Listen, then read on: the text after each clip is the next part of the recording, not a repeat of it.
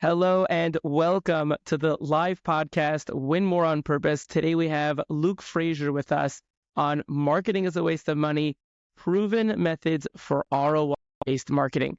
The agenda, for those of you who are new, it's going to be a conversation between me and Luke. We're all here learning together. Write down those questions. There will be a Q&A at the end.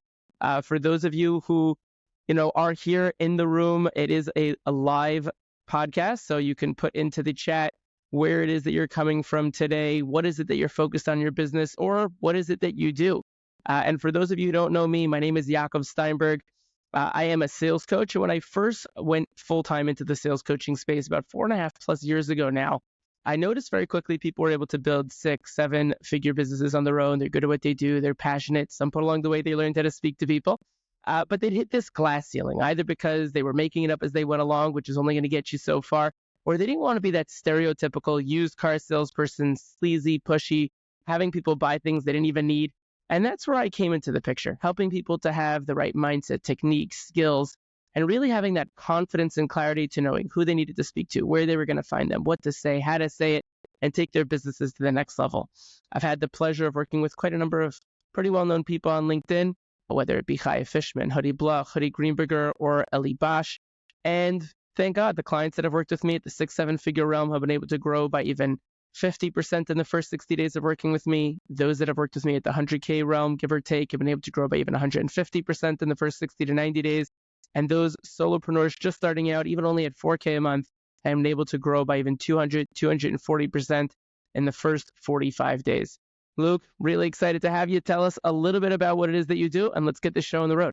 Yeah, I have been in marketing for the past 12-ish or so years, and I like to tell people I've been in the world of people, in the world of understanding and coaching and developing people in the way of like, hey, I want to help you impact the world for good. And so I've owned a handful of businesses, nonprofit, for-profit, and I now sit as the chief growth officer of a Austin-based marketing agency called Good Agency, where we're really here to impact the world for good.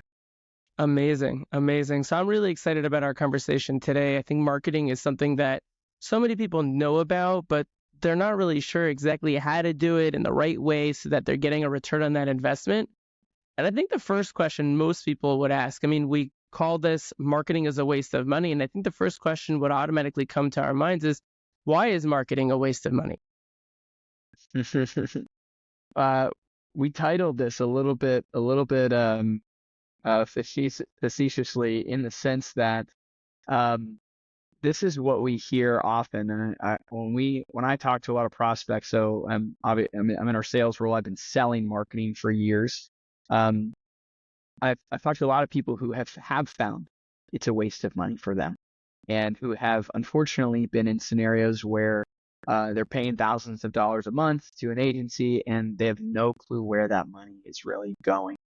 And so the reason that we're talking about this is because we want to know, I know there are lots of people out there that want to know, where can my money be well spent so that I can be seen by my ideal client? And truthfully, marketing should do that. The power of brand and marketing and then sales is this process to educate somebody about who you are, but not just about who you are as if you're the best thing ever, but who you are from a point of, can you solve my problem?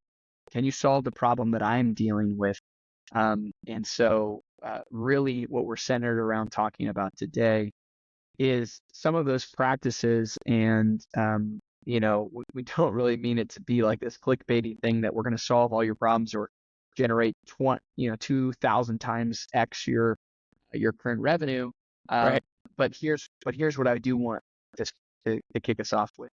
What we're going to talk about today will help gain more visibility for putting you in front of the right people in the right place in the right time. Yeah, 100%. And ultimately, when marketing and sales work together, that's really what it is. It's about being in the right place at the right time, in the right way, and then asking Correct. the right questions in the right way and at the right time. I think let's jump straight into that piece. Like you said, like, where should people be spending their money for marketing? Let's go right into that. Where What is the Mhm. right way that they should be doing that? I think, we'll come to, but let's first start with the where. Where should people be spending their money in marketing? Yeah. That is, that's the age-old question. This is kind of the loaded question, and I hear fellow marketers all the time joke about. We often say it depends as our blanket answer for everything, Of course. and it's a stereotypical answer because it is very true. And depending on the industry, depending on the size of your company, depending on the market fit, need, economy, um, so many different factors will determine the best strategy for your spend. That being said, one of the first places, if you've never started marketing, or if you're in a place where you need to refresh, you know, who you are in the market, one of the best places to start is in your messaging. This is a foundational place to really build what I would just say is the story, to be able to better understand your ideal client, their likeness needs, research all around them, and then uh, get a great marketing strategist to help you uh, direct the right story to that customer. I think oftentimes in the marketing space, or we just think, hey, we need to be selling our stuff, and people need to know how good we are. Um, but and Yaacov, we talked about this even with your brand a while back. Yeah. We are not the heroes of our customer story. We're not. They don't care about us, to be honest with you. Any company, doesn't matter. They don't care about you because they're focused on waking up, feeding their family, and then getting their job done. Yeah. And so by starting with the foundational story and message of your company, you're positioning yourself as the guide to help that potential customer get to their end solution, not your end desired solution, their end desired solution. And so your spend should start there. You should allocate a small portion of your marketing budget which, by the way, if you've never done a marketing budget, we suggest the kind of industry average is somewhere around 3 to 5% of annual revenue is what you should be spending on marketing to get the best return on your investment. If you're going for massive quick growth, like startup growth, you're probably spending 10 to 15% annual revenue, just for a frame of reference. Mm-hmm. But that being said, a small portion of that should be allocated to like getting a foundational brand and messaging strategy that your whole company can get on board, so there is consistency in the message you're talking to when trying to communicate not only with your end buyer, prospective buyer, a human on the other side, but all the way through your customer journey. I think oftentimes we miss that in the sales process or in the marketing process, is we just try to get the win, and then we forget that it's customer journey all the way through. And especially small businesses out there, that we work a lot with a lot of small businesses, there's no customer service. They don't have a CS relationship team. And so it's oftentimes an account manager or advisor or salesperson, sometimes with schools and educators, it's the admissions counselor, teachers. Like, there has to be people along the way that know the message and continue to preach and communicate the same story. Yeah, and it's an amazing point that you're bringing out, something that we've spoken about, quite a bit here on the podcast, which is that the journey itself needs to be a human experience. Right. Right? So many people, especially in sales, but we see this in marketing as well, they get lost simply because they're just trying to get someone on their calendar. They're just trying to get a win. They're just trying to get a sale. And they forget that ultimately what it's really about is service, right? Am I even the right fit for you? Isn't even the first question. It's what's going on in your world, what's happening right now. Yeah. And is there anything I can do to lead you in the correct direction, whether I'm going to be someone who fits into that equation or not? And that boils down to the consistency of you having that mindset throughout your buyer journey, the customer journey, throughout the experience of being a part of the company that you're at. And the entire thing is one big cohesive piece of really being human within the process and understanding that people aren't all going to go through the same journey, and you need to be there to guide them, as we said earlier, along the way. I think that one of the, Absolutely. yeah, and I think that one of the big pieces that people struggle with is how do they even track, whether they're spending their money right? You mentioned earlier they should be spending, 3 to 4% of their budget, unless they're in startup mode, and then it should be 10 to 15%. And, when we first began, you mentioned people don't even know where their money's going. So how do people track whether the money they are putting into marketing is being spent well? Yeah, that's a big question. Um, One of the coolest things that we just did for our clients is build out a monthly. Well, it's actually you can go onto it at any point, but they have a full dashboard. So if you're in active marketing and let's say you are spending money on retargeting ads or meta ads, or you're spending money on LinkedIn ads, you've got SEO campaigns going, and uh, you also have some kind of promotional campaign going through programmatic ads or something like that. Doesn't really matter. We have an automated on-demand dashboard that shows not only, hey, what are our goals, which could kind of directly answer your question. One of the first things a company should do with their marketing strategy partner is make sure everyone's on the same page for goals, and those goals should be looked at minimum quarterly. Are we on 100%. the same page? And what are those goals? Is it to and attribution is a funny thing right now in the marketing world because it's really hard to tell if these 17 marketing efforts went to a sale or not. But Mm-hmm. what we can track is the visibility. Are more people coming to the website? Are more people downloading, free PDFs or your, demo call? Are more people visiting your place of business? Right. Are you getting the traffic you wanted? Because here's the reality: more visibility oftentimes equals greater sales, greater revenue, right? And so one of the things that we track is all of those numbers on a monthly basis for those active marketing services that then lead to greater visibility. Are more people coming to your business in whatever way, shape, or form? More sales calls, more emails, etc. And again, as a company, are they adhering to your goal? Wow. So are the goals that you guys have set, and maybe it changes every quarter, but for that quarter, are the goals aligned? And I think oftentimes, too many times in marketing, we just try some stuff because someone tells us we should, and then we don't see the results we wanted, but it was because we were never really aligned on an outcome. And I think that is one of the biggest problems we find is that the outcome isn't clear. They think if they spend money on marketing, it's more money made. That's not always true, and that's not always the goal of marketing. That's where you need to get clear first.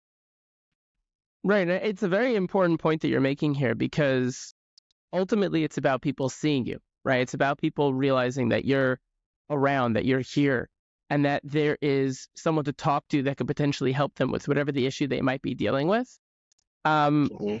That's a really easy way to see, what are the results that are happening, and where are those results coming from. A lot of people, I think they use unique links in the different marketing pieces that they have in order to see which ones are working, which are not, A/B testing, all of that.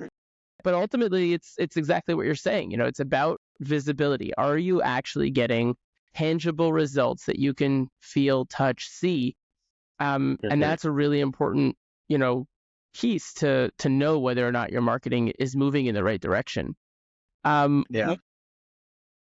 Always, goes through my mind, having been in the sales, space myself, and also having to, work together with marketing, is how can sales trust that marketing is bringing in qualified leads, right? Something in the sales space that they talk about all the time. Sales is always complaining and griping, oh, marketing's not doing anything. They're bringing us garbage leads and all of that.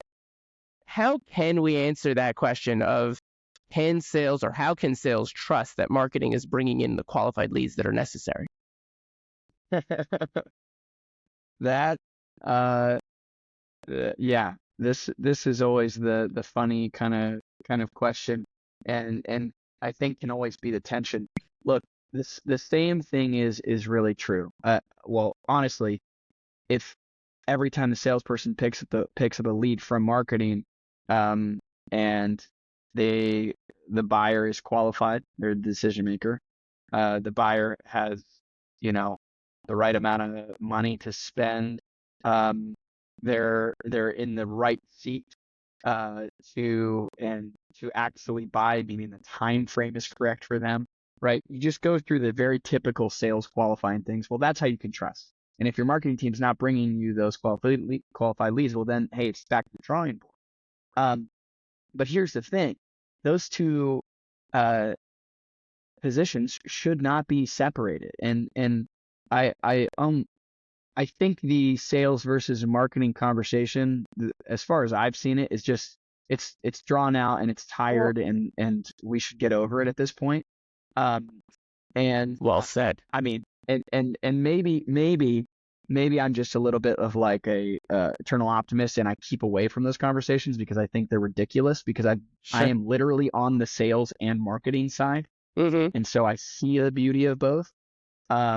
A mutual friend of ours, Dale Dupree, like one thing that I realized they teach, sure it's sales, but it's actually account-based marketing. That's really what they're teaching. Yeah. They're teaching people to find a very niche list of potential buyers, potential humans that might need or might have the problems that you can solve for. Um, and you do that outreach. Well, what's that outreach? The outreach is marketing. It's a marketing campaign. Yeah, every And salesperson so needs to be a marketer. yeah, and so the balance that I see in it is like if you are not willing as a salesperson to get in with your marketing team and vice versa, then there of course there will be no trust built, and that's your fault. Yeah. No, well said. I mean, And and go ahead. yeah, and so this is there needs to be a reality here that both are playing the same game. In fact, we had a big company retreat last week, and I'm the head of sales, and I talked to our little team. We've got a little team, 13 people, and a bunch of contractors too. And so, um, told our whole team, like, look, most of the rest of you are not in sales. It's not your position. However, if you are not representing the brand and promoting the message and finding ways when you're talking to clients to give them the next best value, we are all missing out on seeing the company grow. Um, Marketing will lose if sales is not on board. Yeah. And so I think there has to be a full picture unity between all departments, not just marketing and sales, but everybody else, customer success, because each piece, when done well, if marketing builds a good brand strategy, a brand foundation of messaging, and then gives great strategy that then benefits the best way that salespeople are seeing the market shift and talk to clients. If those are constantly in unity and tandem, you're going to see way bigger wins and much more um, unity between the sales and marketing team. Yeah, and it's interesting because, as I started mentioning before, every salesperson needs to be a marketer, but a lot of times and That's right. companies make this mistake of letting those two things be separate, right? So Yeah. there's the marketing efforts team and what they're doing, and then there's the salesperson who's kind of being their own marketer for themselves, right? And this is, where a lot of the sales training that's out there comes in, Dale, myself, and a lot of other sales coaches are teaching people how to be human within the process and serve and give. Yeah. And there's a lot of marketing that happens within that in terms of building your own personal brand within whatever company you're part of. But one of the things that I think that companies can get better at, and that would remove, like you said, we need to get way past this, age old, squabble between marketing and sales, would be if they literally were working hand in hand and sitting around a round table trying to figure it out together. Hey, we know that you guys are doing marketing. What are you doing? What's working? Let us help you and support you in the marketing efforts that you're doing, because when you're successful, we're successful, and we're all in a better place, right? So I think that that's a big shift that should be happening. I think it is happening on a smaller scale within, sales and marketing. But I think it's a really important piece that every business owner even needs to understand. You are a salesperson, but you're also your own marketer. And Yeah. they go hand in hand. And I think that, just coming right off of that, that last piece, every business owner is a salesperson and they're also a marketer.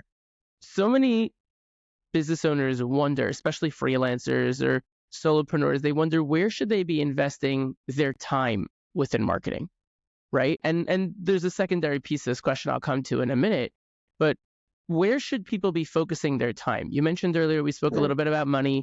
What about the time efforts that people could be putting in? Yeah. If you're a solopreneur, especially, there's a couple different things you could do. Number one, if you're bootstrapping things, I would get on LinkedIn and be on LinkedIn all day long. Mm-hmm. I feel like I need to preach this one to the choir, but there's Yeah. so much missed opportunity there, in thinking it's just a job board. And you have to think about it like going to a networking event. And truthfully, somewhere along the way, there was a gap in the way different generations did things. It used to be like show up, maybe it was door to door knocking, but you'd show up at networking events and you'd mingle and you'd build a relationship with people.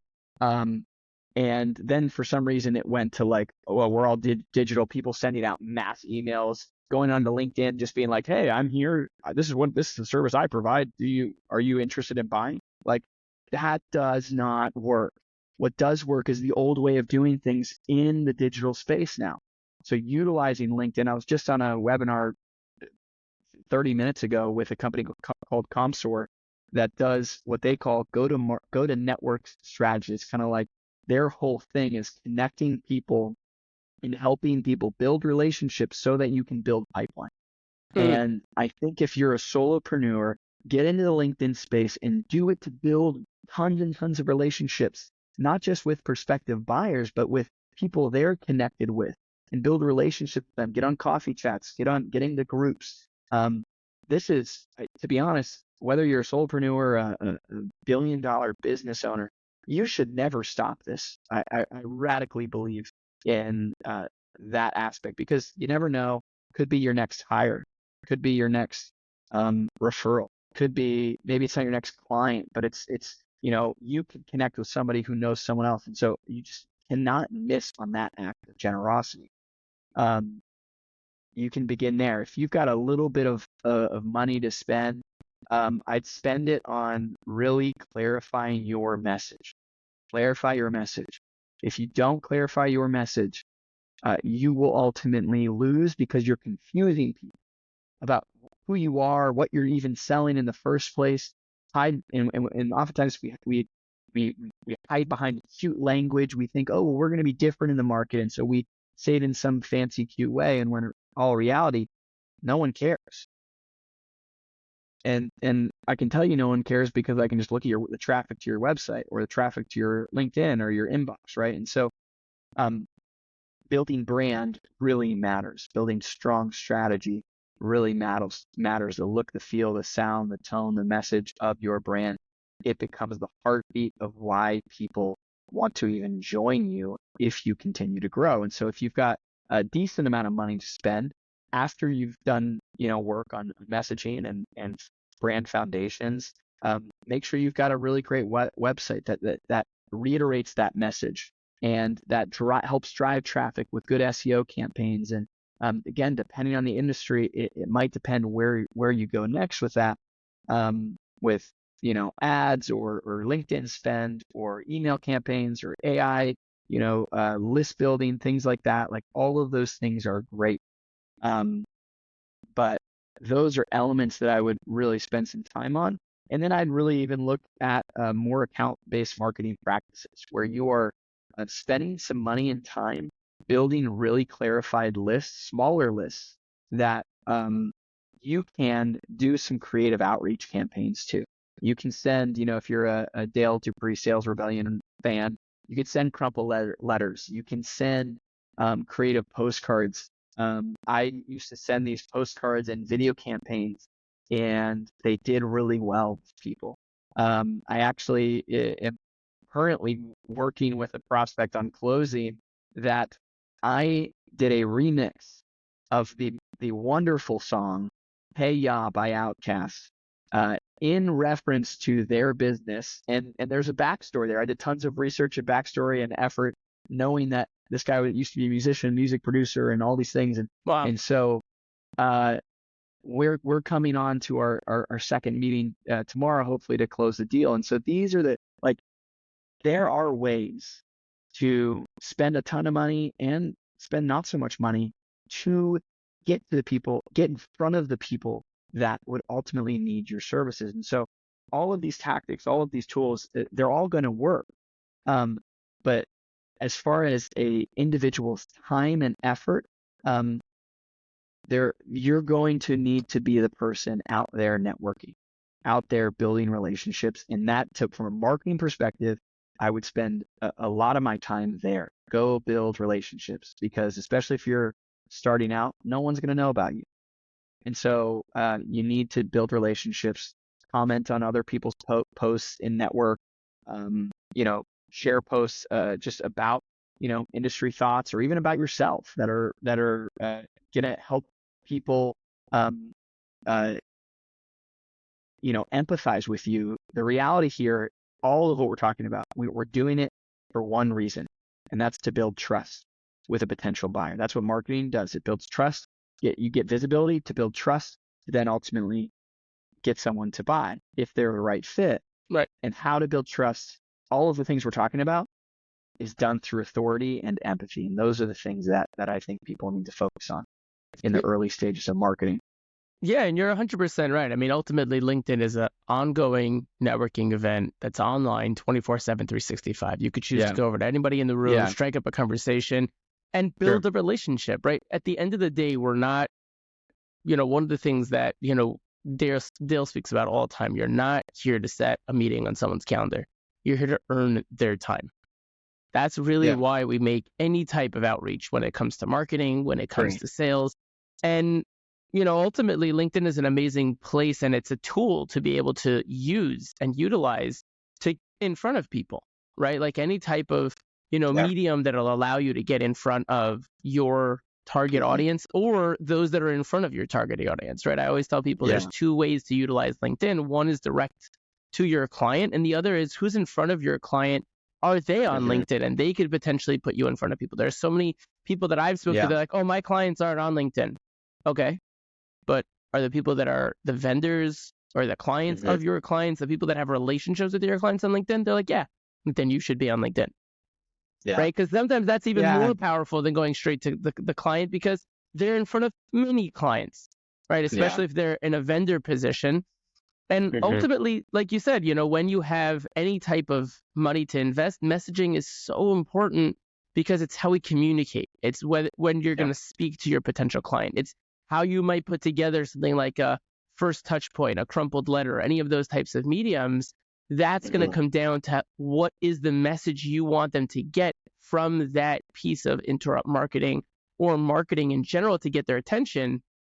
Like you said, you spend the time putting together, that song, that remix for this client, because you did the research to understand what was going to talk to them. That's messaging, right? You did the research, you understood what it was, and you knew your messaging and what you could communicate to them, that, hey, we might be the light at the end of the tunnel you've been waiting for. Let's have a conversation about this, and showing them what it is that you're able to do potentially for them that they might not realize. And, you even touch. I would add too on this, sorry to cut you off, go but for it. I also,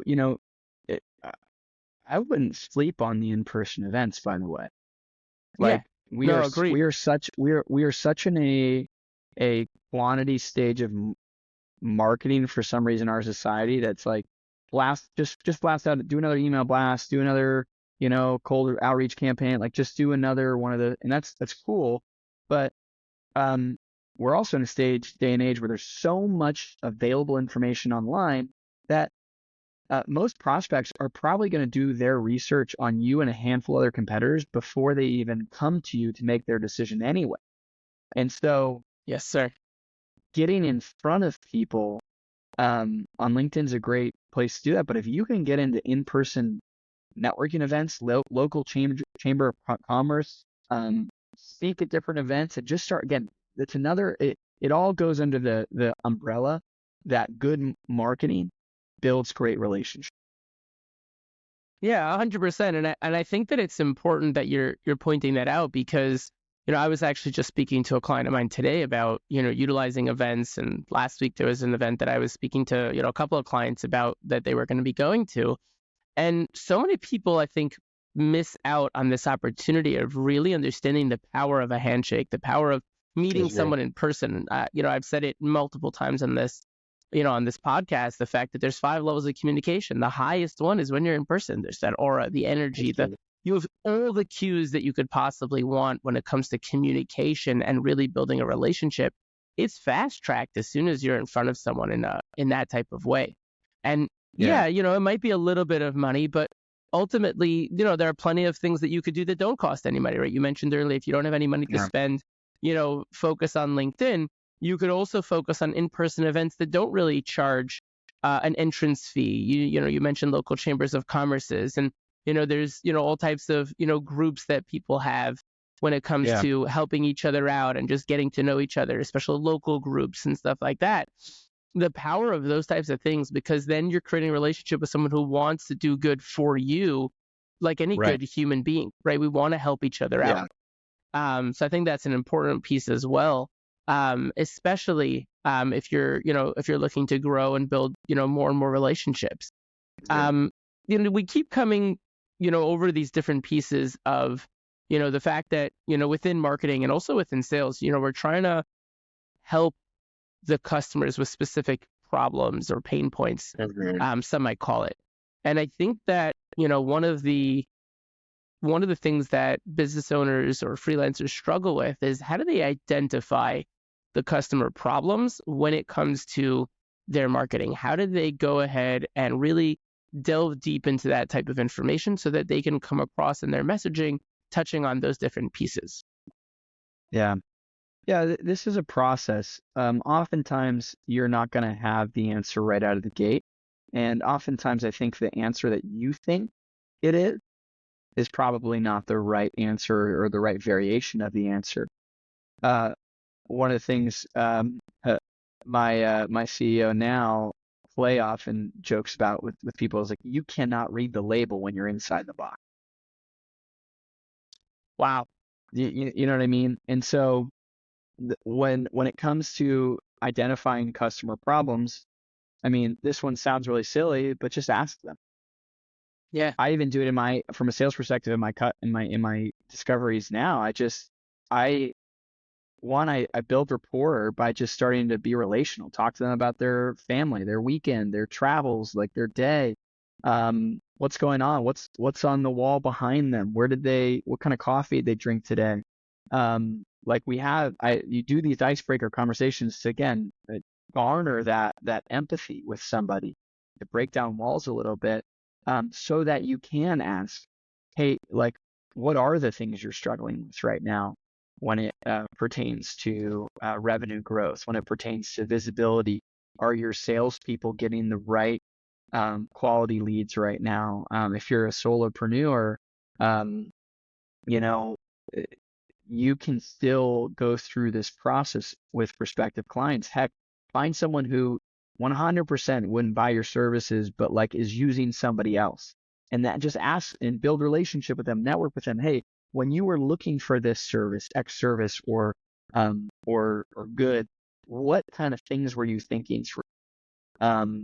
Again, actually, I'm going to highlight this company again, Comstore, the webinar I was just on. They're introducing this platform where you can get a widget on your website for prospective buyers to click and directly talk with current customers. Wow. Huge value add, right? Anyway, it's kind of beside the point, but getting getting to be able to talk through those customer problems and just asking them it's kind of like the obvious, like, just go after them. Like, they will tell you what problems they're struggling with. But what you can also do is especially if you're first starting out in a business, when I started years ago, I called up other marketers and said, like, what are you seeing in the market? What are people struggling with? Like, call up who you'd think might be your competitor or someone who's a little further ahead of you and ask, what are you seeing out there? And then internalize that. Is there a way that I can, or my business or my value proposition, is there a way that I can uniquely serve? Sometimes it might just be your personality and the way of who you are. Sometimes it might be a process that you have that no one really has. You got to really determine those in your own business strategy and process. But I think, ultimately, the goal here is to listen to the customer. And so there's other things you can do, like, if you got a good email list, put out surveys, put out questions, listen to industry experts, go listen to podcasts where your customers might be on. There's a handful of ways you can begin to discern what problems people are dealing with. Granted, depending on the industry, like for me in marketing, I've got a handful of tools that we pay for that I could go to someone's website and look up and see where people are struggling, so that when I get into a meeting with them, I just show them, hey, you're not getting visibility, and here's why. Your website literally has no traffic. Here are the reasons why it doesn't. Like, there are plenty of tools out there for industry specific kind of vetting to see what problems people are struggling with, and then obviously, the next step is in your sales process, how can you uniquely solve that problem? And so those are a handful of ways, but I in my previous company that I owned, one of the ways we just did it in our strategy session was actually the client would hire us on, and I would say, hey, look, I want to go talk to 3-4 of your clients, the good, the bad, and the ugly, and you're not going to be in the room, and I want to interview them, and I would just decipher through that client of theirs. What worked well, what didn't work well, why did they originally come to them, what problem are they solving? Like, I have a whole interview process for a client of my clients, and that was a beautiful way, especially using a third party to come in and vet your clients. Sure. You're garnering even better market research that oftentimes you don't get to hear because you're inside the box, and customers, feel a little weird about talking to you. Now, granted, if you built a great relationship with that customer from the get-go, they'll feel comfortable telling you things along the way. But those are a couple of areas that I've seen work, I've used, and have definitely gotten a lot of success. Yeah, and I made a post about this on LinkedIn the other day, in preparation for the podcast, and it's pretty much every single thing that I said. I mean, like, just listen on social, see what it is that they're saying, see what other people in the industry are doing, your competitors. And I think that the piece you mentioned about competitors is super important. So many people look at competitors as like, oh, I can't talk to them, right? And in reality, for those of us that understand, it's all about relationship. Like, some of my competitors, they're not competitors. They're people in the same space as I am. They're like my best friends, right? And the benefit of doing that, when you have a relationship with these other people and you understand the strengths and the differences between you and them, well, guess what? If someone's not the perfect fit for you, they're very likely going to be a fit with one of those other people. And you can send them in their direction when they're a better fit, because we don't want to sell people things that they don't need, or if we don't fit the bill in the right way. Right. And you can have a good enough relationship. You could say, hey, what is it that you're doing right now? Or what's working? Or what are you finding? Or, what's the shift that's going on, right now? Or what do you think about X, Y, and Z? And when you look at it from that other lens, when you look at it from that perspective, all of a sudden, a whole new world of opportunity opens up. Yeah. And I think that's a very underrated piece that so many people could miss. Yeah. And there's other avenues of which you can do that, right? Like, there are thousands of Slack community groups, or even Facebook groups. I'm not in any of the Facebook groups, but there are thousands of different groups and communities out there, and Discord channels and Reddit threads that you could just go. It's free public research out there. People talking about, hey, I'm struggling with this in the industry, or have you ever looked at this? And blogs. And I mean, so like, we've got so much information available to us when it comes to customer problems that should never be an issue for us as a business. We should know what people are but are you listening? You're Yeah. listening to the person that's in front of you. Are you listening to what's out there in the world? I had a marketing professor years ago. Um, uh, like first day of class was like, if you guys don't pick up the Wall Street Journal and look at what's happening, you're gonna miss out. Mm. Now, times have changed a little bit, and it's not just the Wall Street Journal anymore. There's plenty of other stuff. But if you want to know what's going on in the world of business, look at the world of business. And put your feet in the door. Which is also why it's like a subsidiary benefit of going into in-person events and chamber commerce groups and things like that, because you're just learning what's going on in my local market right here. Right. What's happening? Who's winning, who's losing, where are people's finances going in the B2B space, the B2C space. And so it's, the more you're immersed in the culture of the economy, I think the better off you'll be able to understand what problems are out there and how you can uniquely solve for those or connect someone else to help solve. Yeah, definitely. It's very, very underrated. I think this entire, conversation when it comes to, like you said, really getting in front of people in the right way. So another question I would ask is, how do you feel AI is really going to change the game today as well as in the future? So I know, like, for example, with Google, they're not using keywords anymore. They're really only using AI. So tell us a little bit about how AI is going to, change the game when it comes to marketing as well. Well, if you've ever seen the movie iRobot, that's probably where we're headed with Will Smith and all of these, artificial intelligence taking over. But no, on a real level, um, all the stupid headlines of like AI is taking people's jobs and taking over marketing. Sure, there are elements of marketing that I think AI can really benefit, but I probably sit in the camp of people that see different, generative AIs, not taking away people's jobs, but actually creating new and different ones. Mm. And so I think we'll begin to see in the days to come more people building like AI automations, for instance, around let's say account-based marketing, helping you build out very simple messages. But here's the thing, you're not going to be able to create a killer message with AI. Like you're not going to be able to, like, I just saw something the other day. It was really funny. A founder that I know shared an email that he got where the email subject line was foot. And he opened up the email and there was a picture of a foot. And the message said, hey, just didn't know if this was a good way to get my foot in the door, blah, blah, blah, blah, blah. And really, like, some people would scoff at that and be like, yeah, that's stupid. Why would you? I don't think AI will ever be human enough or bold enough to offer you up, hey, this is the email you should send. I know this guy will. You should send this email. It's going to say foot, right? And now, granted, that's a silly example, but he opened the email and he might be talking to the guy. And so there are nuanced ways that AI is going to be beneficial, and AI is just going to be generic. Like it still is generic. If you try to build your messaging off AI, well, it's going to be generic. If you try to build all of your content off AI, it's going to be generic.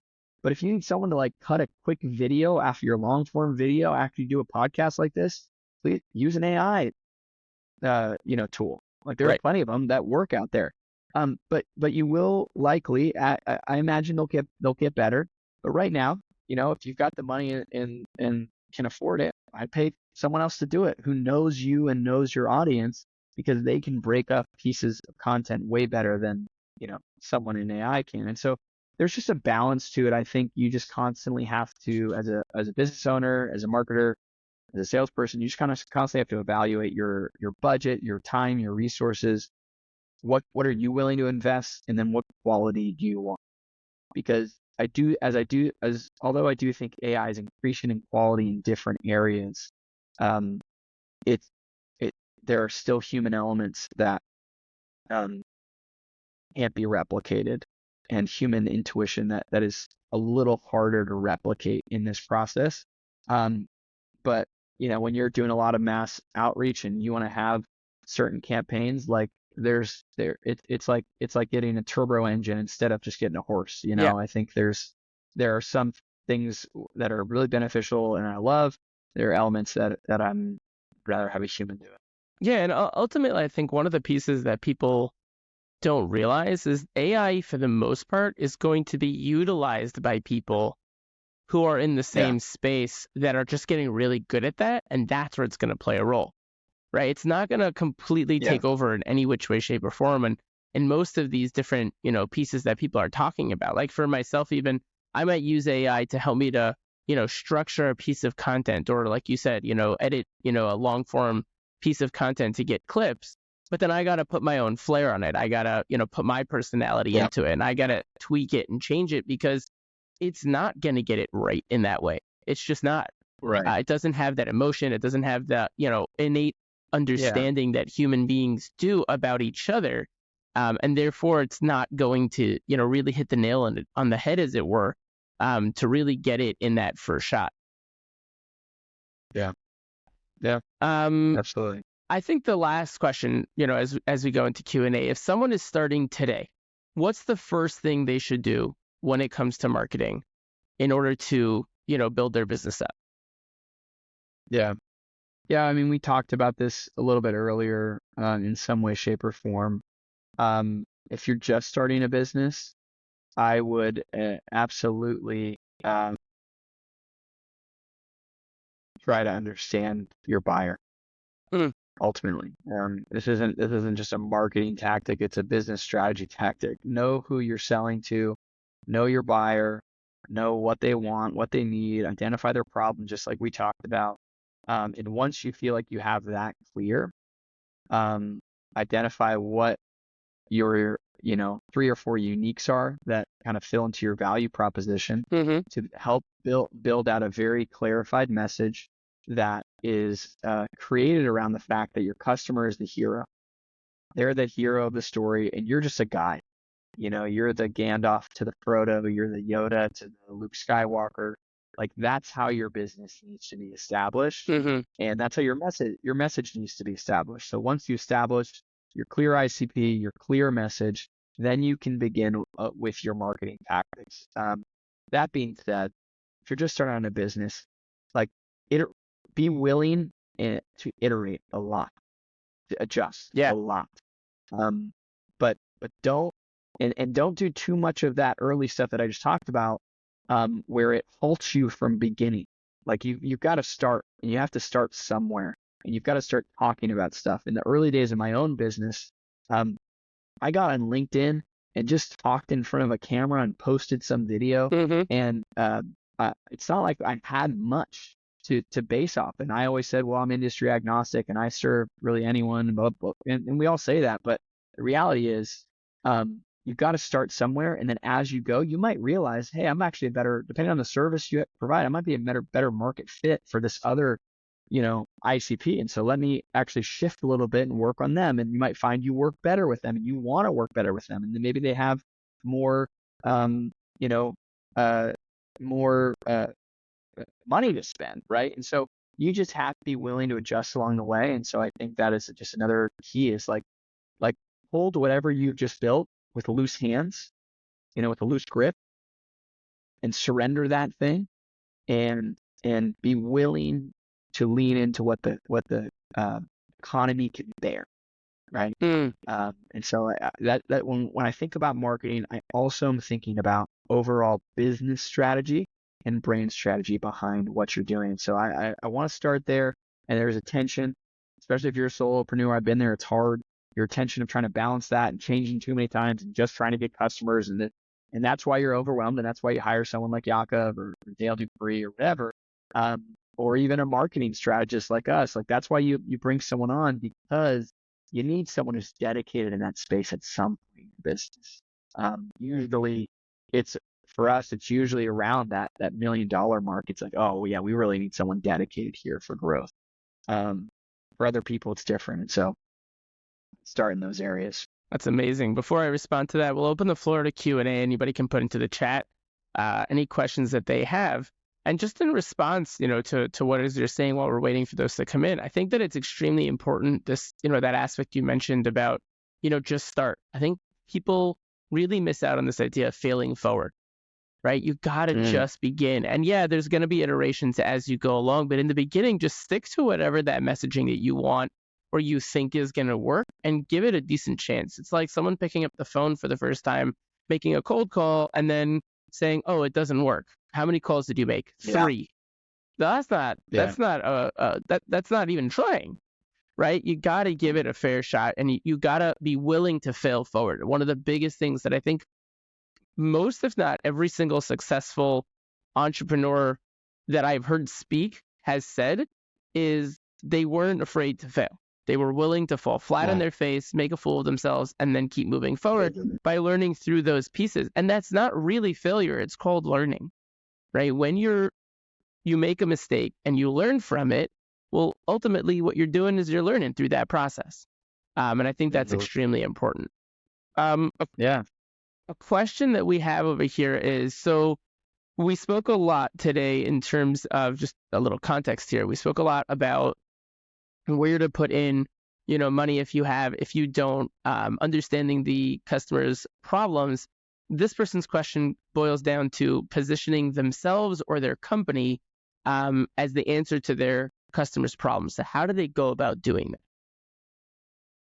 Yeah, we really touched on this earlier. Yeah, this is pertaining to like building a personal brand over a business brand. Mm-hmm. Yeah. I mean, the answer here is that, there's some different avenues that I would talk about here as far as positioning goes. On many levels, from just a sales perspective, if I'm thinking about LinkedIn or any other social platform or email or whatever, as an individual, I want people, again, I want to empathize with people and then build authority in my space. And so from a personal brand perspective, that term, personal branding, is so, in my opinion, overused and drawn out. Like people are like, yeah, I'm building my brand right now, which all they really mean is like they're getting more followers. And if you're just going after after more followers, you're not building anything. You don't own anything. Right. There's nothing vanity metrics at that point. And so the reality that I have found is continue to, if you want to put effort into your personal brand, whatever you want to call it, continue to build content, create content around the thing that you want to be known to have authority for, but then also build content around empathy, around like one of the things that I find frustrating on LinkedIn often is like people who all they do is talk about about their industry all day long, and it ends up being like useless information that, like, for someone coming to LinkedIn, it's like totally out of context for them and it doesn't make sense. Yeah. And so you just have to, if you're in that space of building, focus on empathizing with your audience, which, by the way, it's not really your audience, it's just community out there in LinkedIn. So empathize, build relationship with them, and then slowly begin to prove your authority in that space as well. The other side of that is the professional brand, the company brand. And you need to spend time on both the personal side of things and the company brand as well, because and I think where people get tied up if it's their own business is that, well, the personal brand, like I had these mission, vision, and values, but it's also my mission, vision, values of my company. And it's like, yeah, well, because you started the thing. Right. And they should be aligned. But what you need to build out with the company is a state. You need to be able to build room for other people to join that, to buy into it. And so that one is where that brand strategy really comes into play. The not just the core message that you believe in, that is a little bit more internal, but that external message, the customer problem, the sales pitch, the elevator pitch, the value proposition, the uniques, like all of those things build into the message of the professional brand. And so, both of those need to happen, and they need to happen as you grow. But if you're just an individual starting out, get that personal thing going way, way up. Like, people need to know you and what you're doing. They're not going to care about the company. Yeah, and ultimately for a long while. Yeah, and ultimately it's about the value that you can bring to the table. Right. I think it's a big piece of that is just providing value. What is it that people need? Going back to doing that research and providing that value upfront. Knowledge should be free. Implementation is where people should be paying you, right? So the more knowledge you can give out, the more people will want to be in your space, the more you'll be building that tribe, and the more they're going to want to be a part of whatever it is that you're doing. And I think that's really where it's at, and ending, over here on the podcast, we're coming up to the end over here. I always like to point out at the end that don't try to do everything that you heard here today at once. I have a page of notes. If I try to do every single one at the same time, I'm going to fall flat, break my nose, and it's going to be a mess. Pick one thing that we spoke about that spoke to you and just start with that. Get it, do it, get the reps in, and then start with something else. And that's really the best way to grow. Right before we end here, Luke, you had mentioned you had an amazing offer for everyone that was listening or here today. Tell us a little bit about that. Yeah, sure. Right there on our site, we actually do free website audits. And so it's a good start if you've been in the game for a little while. If your business is usually we work with businesses that are doing $1 million to $10 million in revenue, but doesn't mean we haven't worked with less. But people who are really looking to impact the world for good, and you want to try to make your marketing, your message a little bit better, this is a free chance to just have someone look at your. We have our team look at the website. We look at all the analytics. We look at the SEO. We look at your message, and we give you a recommendation strategies how to move forward with that. So the link's right there, goodagency.com/free-website-audit. Amazing. And that is a powerful offer. Luke is an absolute master at what he does. And just an ending here on this live podcast where we speak about things that are timely or interesting that you can add to your skill set toolbox. And if you loved this live podcast, you can feel free to hit me up if you have any questions about what we spoke about today, or really just in general, free 30-minute strategy call. I put my Calendly link and my contact info in the chat here as well. Of course, it'll be in the description of the podcast, as will Luke's. And it moves quickly. I think we're booked out at least for the next little bit. So jump it while you can. And Luke, greatly appreciate you coming on today. It was an absolute blast, as always, in getting to spend time with you. I know that, like I said, I have a page of notes. I'm sure everyone else does as well. And really appreciate you. Thank you.